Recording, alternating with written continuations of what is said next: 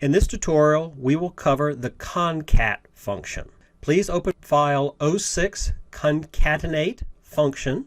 The concatenate function is used to combine text from multiple cells into a single cell. It can be a very helpful tool if you don't want to manually manipulate existing Excel data.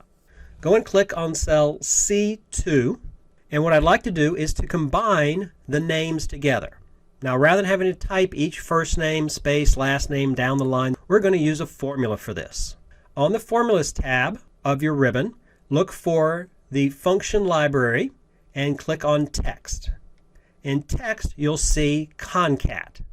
CONCAT combines text exactly as it appears in the cell. You can add spaces by adding a quote, space, quote for your text field. So let's go ahead and open up the CONCAT function. As you can see, text 1 is bold, which means something must be in that box for it to work. The text 2 box is empty and is just your normal regular text, which means it's an optional box. Let's go and add that information together. With the text 1 box selected, go and click on A2.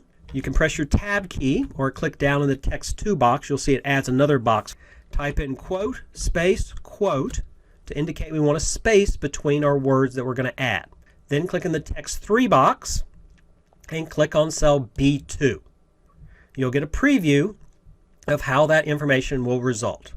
Go ahead and click OK, and you'll see our results there of Rachel Lyons.